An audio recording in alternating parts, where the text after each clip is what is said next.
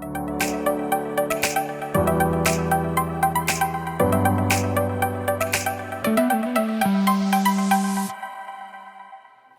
morning, buenos días a todos y a todas. Este es un panel que va a ser muy práctico. Vamos a hablar de cómo pasar de una startup a una empresa.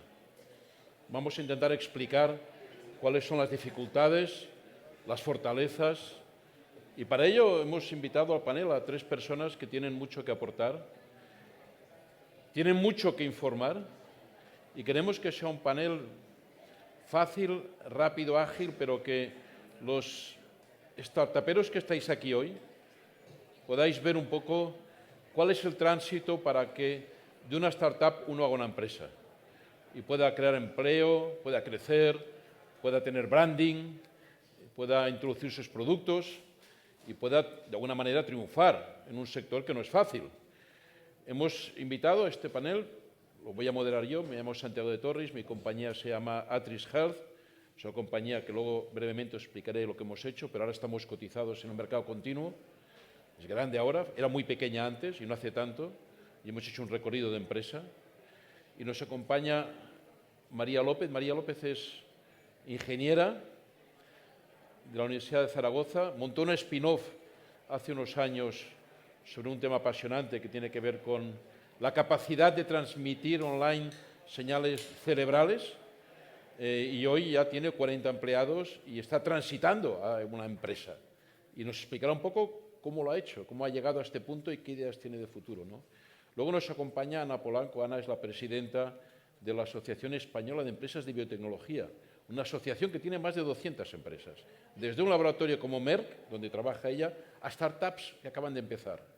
Y la idea que le hemos pedido a Ana es que nos explique por qué una asociación de empresas puede ser útil para una startup para ayudarla a crecer. ¿Qué se encuentra allí? Esta idea que tenemos todos, esto no es para mí, esto es para una gran empresa, no es verdad. Hay que buscar perchas en la vida, y Asebio es una buena percha. Y ya nos contará por qué. Y la tercera percha que traemos hoy es Jesús González Nieto, director general del BM Growth, que es el banco, es la bolsa, digamos, del mercado secundario. En el mercado de la bolsa tenemos al BM Growth y el mercado principal o continuo. Es donde van las startups a empezar a cotizar. Empiezan pequeñas y en el BM Growth van creciendo. Y algunas, como es mi caso, pasamos del BM Growth al continuo después. Pero hay empresas pequeñas y es muy interesante y es un mercado muy desconocido para el mundo de las startups. Por tanto, la idea que hemos estructurado en este panel es decir, vamos a una persona que ha montado una startup desde una spin-off universitaria, que es una forma bastante común de montar una startup, cómo ha transitado y cómo está transitando todavía, cómo una asociación empresarial puede ayudar a una startup a buscar herramientas para crecer y por qué en el BM Growth puede una empresa pequeña empezar a cotizar, ir al mercado de capitales, levantar dinero y seguir creciendo. Es, por tanto, un panel muy práctico, un panel de experiencias personales de cada uno de nosotros. Nos sentamos, María, Ana, Jesús, bienvenidos. La primera, vamos a la palabra a María, que nos cuente en 5 minutos, bueno, su experiencia. Ella es ingeniera, sale de la universidad, monta un spin-off con 4, hoy son 40, venden en todo el mundo sus soluciones, pero ellos van pensando todo el rato, ¿y cómo voy a seguir creciendo? ¿Cómo voy a conseguir que cuando yo tenga break-even o empiece a dar beneficios, la empresa siga siendo mía, o al menos la mayoría? Que no me encuentre que cuando llego ya a break-even, resulta que entre los convertibles, los participativos que me han dejado, los fondos que han invertido, saco la cabeza y la empresa ya no es mía. Muy frecuente, muy frecuente. Y hay que explicar por qué pasa eso y hay que entender cómo uno puede prevenirse de que no le pase eso. De que cuando ya llegues a break-even o des algo de beneficio, sigas controlando tu compañía. Y esos convertibles que te dejaron diciendo no te preocupes, me lo devolverás con dinero, lo devuelves con acciones, no te preocupes que seguro que me lo devuelves, no lo puedes devolver. Y la empresa se va troceando y como una pata de jamón van cogiendo lonchas. Y cuando la empresa va bien, tienes el hueso. Eso hay que impedirlo, eso hay que hacerlo bien. Y vamos a preguntar a María cómo lo está haciendo. María. Gracias, Santiago. Bueno, básicamente os cuento, nosotros nacimos como spin-off de la Universidad de Zaragoza. Lo que hacemos es neurotecnología. Somos capaces de medir las señales eléctricas del cerebro con dispositivos que se colocan en la cabeza y traducir estas señales en información emocional, cognitiva, también en biomarcadores para temas de salud, etcétera. Y cuando nosotros montamos la empresa hace 10 años, sería lo que a día de hoy se llama una deep tech. Es decir, una tecnología que puede cambiar la manera que tenemos de vivir, de relacionarnos y de trabajar, pero que todavía no tiene un caso práctico y un mercado para esa tecnología, ¿no? Entonces, en ese momento, hace 10 años, nos planteamos pues, alternativas para poder crecer, para poder hacer viable la empresa. Una era lo que habitualmente se suele hacer en el mundo de startup, es voy a buscar inversión, voy a escribir un pitch deck, voy a valorar la empresa, voy a valorar este PowerPoint en lo que sea, voy a vender una historia que ni yo misma me creo porque la tecnología no estaba madura en aquel entonces y bueno, y voy a empezar a vender trozos, a lonchear BitBrain para poder sobrevivir. Nosotros decidimos que ese no era el camino que queríamos tomar. Y no era el camino que queríamos tomar porque teníamos claro que la tecnología no estaba lo suficientemente madura. Nuestra visión siempre ha sido llevar la neurotecnología a casa de la gente. Esto es hace 10 años. ¿Cuántos de vosotros tenéis un dispositivo neurotecnológico en vuestra casa? Ninguno. Todos, mira qué cara tienen, todos. ¿Vale? Entonces, la realidad es que nosotros, conociendo el estado del arte de la tecnología, daba igual que nos metieran 10, 100 o 1000 millones, no lo hubiéramos conseguido. Tenemos colegas que levantaron 10 y 100 millones después, con prototipos nuestros, y ahora ya no están haciendo neurotecnología, están haciendo realidad virtual. Nosotros teníamos muy claro a dónde queríamos ir. Y siempre, en todos estos años, hemos ido con las luces largas de quiero llevar la neurotecnología a casa de la gente y con las luces cortas de tengo que sobrevivir y tengo que dar de comer a mi gente y tengo que ir creciendo y creando empleo. ¿Cómo lo hemos hecho? Pues por un lado, para invertir en I+D, porque una Deep Tech es intensiva en I+D, hemos aplicado a muchas ayudas públicas que existen para la I+D y hemos tenido suerte de conseguir mucha financiación pública. Lo que pasa es que la financiación pública tenéis que tener un poco de cuidado porque la financiación pública realmente no te cubre el 100% de los costes y no te dan el dinero por adelantado, por mucho que lo ponga la convocatoria. Entonces tienes que buscar una forma de cofinanciar esa I+D. ¿Cómo lo hicimos nosotros? Pues buscando nichos de mercado, por ejemplo, vendiendo tecnología a universidades, vendiendo tecnología a empresas para estudios concretos, que no solamente nos permitieran mantener la compañía, generar revenues que nos permitieran invertir en I+D, coinvertir en I+D con esas ayudas públicas, sino además nos permitieran aprender del mercado. Como nuestra visión era llevar la neurotecnología a la sociedad, llevarla a vuestra casa, pues lo que hemos hecho ha sido vender productos para que investigadores puedan hacer investigación en neurociencias en contextos reales y también hemos hecho, por ejemplo, una solución para empresas de investigación de mercados que no saben nada de neurociencia para que aprendan a ver cómo son las reacciones no conscientes de los consumidores. Esta ha sido nuestra estrategia a corto, siempre con la estrategia larga. Ahora mismo estamos en un momento muy bonito en el que hemos ido creciendo y que además hemos desarrollado una tecnología que sí que ya tiene una aplicación directa que vamos a poder mandar a casa y es ahora donde vemos que vamos a poder tener un crecimiento exponencial. Pero María, la empresa sigue siendo vuestra todavía. 100% nuestra. Han llegado 10 años después con 40 empleados manteniendo la propiedad de la compañía. Y con muchos novios, tengo que decir. Ha habido muchos inversores que se han acercado a BitBrain queriendo invertir, tú lo sabes bien, Santiago, y siempre hemos dicho que no era el momento. Yo creo que, yo no estoy en contra del Venture Capital, pero creo que hay que introducirlo en el momento adecuado. Creo que es una herramienta válida, pero no debes introducirlo si no tienes una empresa invertible. Por mucho que puedas a lo mejor vender que lo es, la realidad es que tienes que ser sincero contigo mismo y si realmente quieres conseguir una empresa que cree valor y tu objetivo no sea levantar una ronda, sino crear valor, ten en cuenta cuándo es el momento adecuado de meter a un inversor. Muchas gracias, María.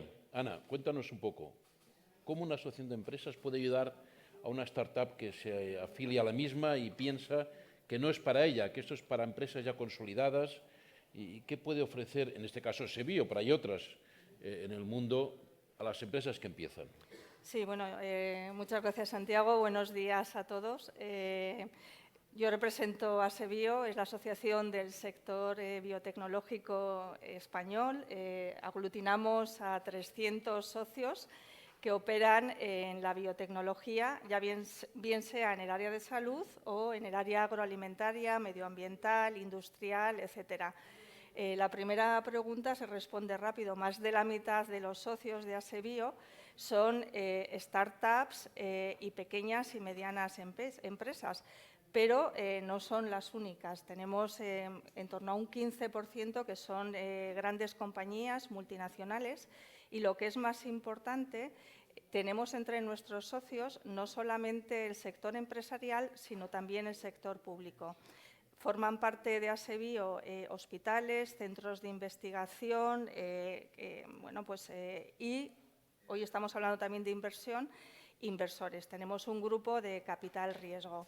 Por lo tanto, lo que hace la asociación, en nuestro caso ASEBIO, pero como bien dice Santiago, cualquier asociación, es poner todos los actores del ecosistema que van a ayudar a dinamizar ese sector. ¿Por qué es importante en el sector biotecnológico en concreto? Para ello hay que entender cómo funciona la innovación en el área biotecnológica. Somos un sector muy intensivo en I+D. De hecho, somos el primer sector que más invierte en I+D, con casi un 6% de la producción, primer sector industrial. Eso supone un 6% de la inversión I+D a nivel nacional. Somos muy binario, el riesgo es muy alto. Y lo que es más importante, especialmente para una startup que empieza, como puede ser una spin-off, que es el caso de María, ¿no? Tenemos ciclos de maduración muy largos, es decir, que desde que empieza la I+D, la innovación, hasta que llega al usuario final, al paciente, al ciudadano, pueden transcurrir, y de hecho transcurren en el sector biotecnológico, de 10 a 12 años. ¿Esto qué significa? Que no pueden ir solos, o sea, hay que ir acompañados, porque a lo largo de toda esa vida van a necesitar, yo diría que 3 aspectos clave: colaboración, financiación, internacionalización. Colaboración fundamental, porque puede suceder que tengan que, y de hecho sucede, que acudan a rondas de financiación, por lo tanto van a estar los inversores presentes. Va a haber colaboración público-privada, colaboración privada-privada. De hecho, lo que hemos observado en la pandemia es un claro ejemplo de lo que sucede en nuestro sector. El desarrollo de vacunas, pues por citar BioNTech con Pfizer, es un ejemplo. Mi propia compañía ha estado presente en todas las vacunas que se han desarrollado. O sea, esto es algo muy habitual en nuestro sector. Por lo tanto, lo que ofrecemos, y quizás termino aquí, es esa puesta en común del ecosistema, unido a que hacemos también un acompañamiento para para los emprendedores, las nuevas empresas que se constituyen, porque en muchas ocasiones, como hacemos muy buena ciencia, tenemos muy buenos científicos, lo que no significa que sean buenos gestores o buenos CEOs, ¿no? Hay una parte de gestión que tienen que aprender, y en este caso, pues compañías grandes como la mía podemos ser un ejemplo de cómo acompañarles. Y bueno, pues yo resumiría básicamente en esto lo que pueda ofrecer la asociación. Muy bien, Ana, perfecto. Y ahora, antes de dar la palabra a Jesús, que le están arreglando un poco el micro, esto es lo que tiene el directo, Jesús, ¿no? Voy a explicaros un poco, aparte de ser el moderador del panel, por qué yo conocí a Jesús y lo bien que nos ha ido o nos fue conocer a Jesús. Mi empresa, era pequeña, era muy pequeña, hace 6 años. Éramos 40 profesionales, ahora ponen la música de fondo, éramos 40 profesionales, yo creo que en el 16 ingresamos 4,5 millones de euros y hacíamos 1 millón de EBITDA, y salimos a cotizar, entonces era el MAP, ahora se llama BM Growth. Salimos a los 6 meses de crear la empresa, porque pensamos que una forma de conseguir liquidez sin tener que ir a los mercados de private equity, a los fondos, era salir a cotizar al MAP. Y en el MAP, con ese tamaño, lo digo para que veáis también cómo a veces uno se imagina unas dimensiones que no se compadecen con la realidad. Con ese tamaño empezamos a cotizar en el MAP en julio del 16. Éramos 40, hoy somos 2.300 empleados. Hicimos 4 millones de ingresos en el 2016, este año haremos 220 millones. Hicimos uno de EBITDA, este año haremos 50 millones de EBITDA. Estamos en España y ahora estamos en 8 países. ¿Y cómo lo hicimos? Pues que era una startup, ahora somos una empresa ya mediana. En febrero de este año hemos dejado el BM Growth y nos hemos ido al mercado continuo, donde estamos cotizando en el principal o continuo, ¿no? Pero lo hemos hecho gracias a que en un momento determinado pensamos, vamos al MAP a buscar liquidez, vamos a levantar equity, vamos a incorporar, vamos a invertir, compramos alguna empresa, crecemos orgánica e inorgánicamente. Luego aprendimos a ir al mercado de deuda, a los mercados de renta fija, de deuda, cogimos unos bonos de renta fija, con eso fuimos creciendo, equilibrando siempre los números, ¿no? La experiencia nuestra nos demostró que gestionando muy bien el mundo de mercado público, mercado privado, mercado de deuda, con un buen producto y haciendo una empresa potente, con buenos gestores, creo, se puede crecer y se puede crecer rápido. Nosotros tenemos 6 años de empresa, 6 años de empresa. Y hoy somos una empresa ya de 2.300 profesionales en 8 países. Y todo empezó el día que decidimos ir a ver a Jesús. Por eso lo hemos invitado. Jesús, cuéntales. Muy bien, muchas gracias. Santiago, es verdad, es una de nuestros iconos, ¿no? Estas banderas que sacamos. Tenemos algunas más, ¿eh? Seguro que muchos sois usuarios de MásMóvil, es el mismo relato, ¿no? Una pequeña compañía de San Sebastián que hacía, bueno, pequeños servicios, ¿no? Para pymes, para empresas, sobre todo de datos. Aquello empieza a crecer, empiezan a fusionarse, una fusión inversa, empiezan a hacer ampliaciones en el mercado. Bueno, pasan a la bolsa grande, terminan en el IBEX 35, y bueno, luego viene un fondo monstruosamente grande y se lo compra por 2.5 billion. Bueno, es un círculo, ¿no? La verdad es que cuando uno piensa en bolsa, piensa en lo que ve en el telediario, en lo que ve en las noticias, en el Wall Street Journal, es decir, en otra galaxia que no tiene nada que ver con la galaxia de la startup. Y es un error. Yo creo que muchas de las startups que nosotros vemos, cuando piensan en grande, como ha hecho Atris, como ha hecho MásMóvil, como ha hecho muchas otras compañías, ¿no? Tienen un carril rápido, un fast track, para acelerar su crecimiento, impulsando no solo el elemento financiero, que esto hay que subrayarlo. Yo entiendo que muchos de vosotros lo que os obsesiona es cómo llego a fin de mes y cómo me financio en el próximo ciclo, ¿no? Pero es que hay una serie de elementos intangibles muy potentes para hacer crecer a las empresas. Entonces, el primer mensaje es la bolsa de las pymes, como nos gusta llamarnos, ¿no? El BM Growth. En definitiva, los mercados de capitales están mucho más cerca de las empresas pequeñas y de las startups de lo que ellas creen. Pero es verdad, hay que prepararse en ese camino, ¿no? De hecho, un poco el retrato robot, ¿no? ¿Cuál es el mínimo? Nos preguntan muchas veces, ¿no? Oye, pero ¿cuánto tengo que...? Bueno, vamos a ver, hay empresas que tienen EBITDA negativo, que apenas facturan un par de millones de euros y ya pueden pensar perfectamente en estar allí. Pero es verdad que hay otras empresas que llegan facturando 50 millones y con 20 de EBITDA, o sea que el abanico es muy grande. Es cierto, y antes lo ha dicho yo creo que muy bien María, es cierto que resulta más sencillo para el inversor acompañar, poner su dinero en una empresa cuando, aunque el EBITDA sea negativo, ve que la empresa ya vende algo. Aunque sea un servicio que no es esencial, pero vende algo, por lo menos para pagar el alquiler. En un inversor que no es absolutamente especialista, y en España, lamentablemente, no tenemos tantos inversores especialistas, pero hay muchos inversores, que a mí me gusta llamar de proximidad, que entienden mejor al management que al propio negocio en sí, y confían en el management.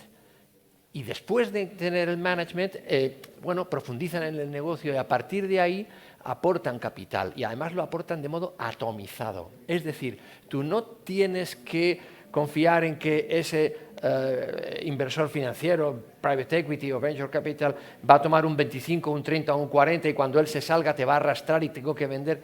Bueno, no, yo voy a poner a bordo 100, 200, 500 inversores, que cada uno de ellos me merece tanto respeto como el que tiene el 50%.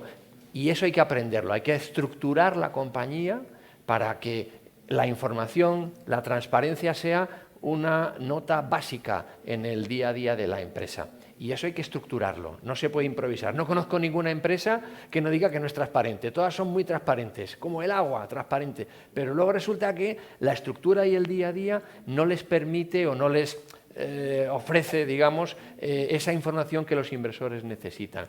Nosotros ayudamos a eso. Tenemos una iniciativa, precisamente que llamamos entorno premercado, que es muy práctica y que consiste en que las compañías pequeñas entiendan qué van a necesitar hacer cuando dentro de 1, 2, 3 años vayan al mercado.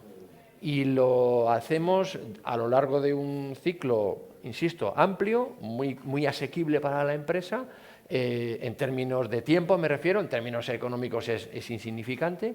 Y no solamente les ayudamos a entender y les enseñamos cosas, sino que les entrenamos. Hacemos una especie de tutorial permanente, de tutela, digamos, permanente de la compañía, y la compañía ensaya cómo puede hacer eso, cómo conocer a los inversores, cómo le tengo que hablar, qué tengo que... Y, por supuesto, hay un networking permanente, ¿no?, con muchos partners, y colaboramos muchísimo con asociaciones, ¿no?, como Asebio, por supuesto, ¿no?, y otras muchas asociaciones que están muy cerca de las startups. O sea que la bolsa no es un edificio con unas columnas muy grandes, que por supuesto estamos encantados de que vengáis a visitarnos y nos tomamos ahí un café. La bolsa es personas que están cerca y que quieren ayudar a acelerar a las compañías y a tener casos de éxito como el que mencionaba Santiago. Fíjate que, escuchando a Jesús, uno de los elementos que nos determinó a nosotros más a iniciar el proceso de salir a cotizar en el BM Growth era que, al estar regulado o siendo público, tienes que tener una buena gobernanza de la empresa. Tienes que hacer una gobernanza que sea transparente. No puedes hacerte trampas en el solitario. Hay que montar un consejo, invitar a unos independientes, oye, y pasar allí las cuentas y hacer las cosas bien, porque si lo haces bien, lo haces con ortodoxia, la empresa tiene recorrido, pero si no tienes un control, tú mismo te dices, bueno, esto lo pongo, no, lo voy a activar más de lo que me deja contablemente porque así no entro en pérdidas, y al final aquello es pan para hoy, hambre para mañana, y la gobernanza de las compañías forma parte de algo sustancial para el futuro, ¿no? Yo creo que en ese sentido lo de poder salir a cotizar y estar en un mercado público, esas características, te obliga, pero te ayuda muchísimo, pero muchísimo. En ese sentido, yo creo que es bueno que os acerquéis un día al BM Growth, porque hay compañías, como dice, este año han entrado bastantes además, ¿no? Este año. Sí. El año pasado entraron 16, este año, bueno, 4, la semana que viene otras 2 más, o sea que vamos con un buen ritmo. Sí. Y hay buenos inversores que se dedican al BM Growth, que buscan empresas pequeñas que tienen recorrido. Y otra cosa que decía Jesús fundamental, el relato. Cuando tú vas a buscar dinero, sea público o privado, si no te entienden y no entienden lo que quieres hacer, es que no saben qué hacer contigo. El relato, explicar muy bien lo que quieres hacer con la compañía. Luego ya hablarás de business plan, y hablarás de EBITDA, y hablarás lo que quieras, pero si no entiendes bien qué quiere hacer esa persona con esa empresa, qué quiere dedicarse, es difícil que te animes a invertir en ella, ¿no? Y creo que el relato es muy importante, ¿no? María, y hablando un poco de vuestra experiencia también, vosotros habéis hecho una opción de ir a buscar dinero público y hacer gestiones, digamos, para entrar en mercados, si quieres, más mercantiles, que os ha permitido cofinanciar la parte que teníais que cofinanciar. ¿Cómo ves el futuro? ¿Cómo pensáis ahora seguir creciendo? Pues a ver, nos planteamos distintas alternativas. Por un lado, yo creo que ahora ya estamos en un momento de madurez tecnológica lo suficientemente interesante como plantear una entrada de capital, ya sea por venture capital o, bueno, explorar otras alternativas. pero sobre todo yo lo que quiero no es una venta inmediata de la compañía. O sea, para mí BitBrain no es un boleto de lotería que a ver si se lo vendo a alguien, toca y me hago rico, sino que quiero que la compañía crezca, que la compañía aporte valor y para ello, bueno, pues utilizaré las herramientas de financiación necesarias, pero a poder ser sin perder el control de la compañía, a poderla llevar donde yo quiero. Ana, y sobre Asebio, pero lo que Asebio hace para las compañías pequeñas, ¿no? El elemento de ESG, que es un elemento cada vez más importante en el mundo nuestro, ¿no? Todo el mundo, lo que es el tema de medio ambiente, lo que tiene que ver con la parte de social, lo que tiene que ver con la parte de gobernanza, ¿no? Tú, desde tu perspectiva de gran compañía, pero presidiendo una asociación de estas donde hay mucha pequeña compañía, ¿qué indicación darías tú para que las pequeñas empresas empiecen a entender que esto forma parte ya del core business de la compañía, que no es una cosa a más, sino que forma parte de lo que hoy se exige a una empresa? Pues tú lo acabas de decir, los ODS forman parte no de o sea, forman parte del core, pero del negocio de la compañía, ¿vale? No es solamente lo que era antes sociedad, perdón, se me ha ido la... nosotros en el sector biotecnológico, en la asociación, siempre trabajamos con los 17 ODS, damos respuesta a 13 de ellos.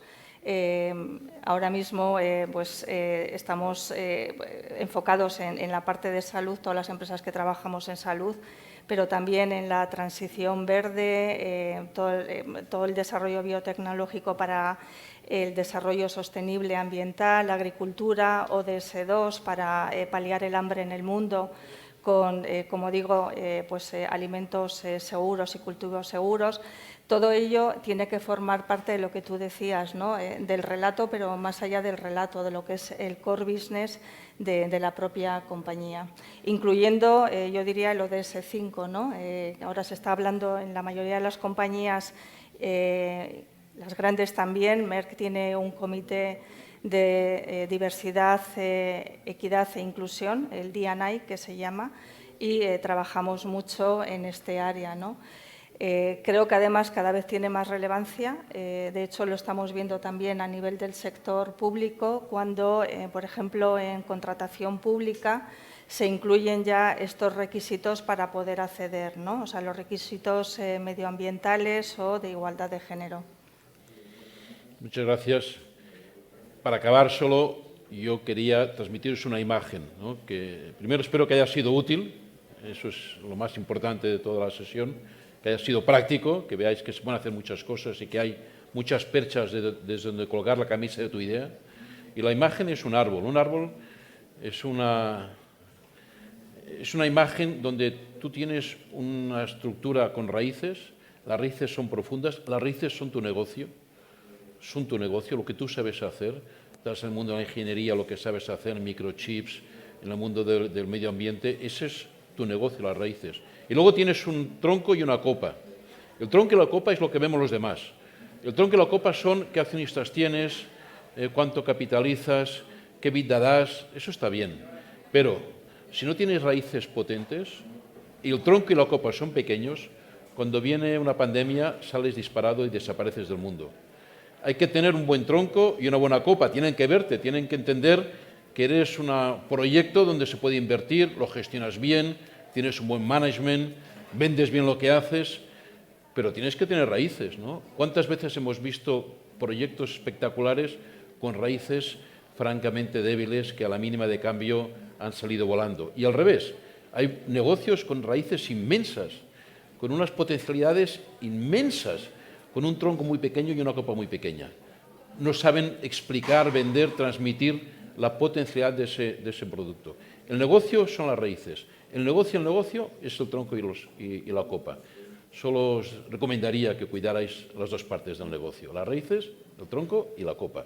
Y nada más, hemos acabado el tiempo, encantados y espero que haya sido útiles. Gracias Jesús, Ana y María y hasta la próxima.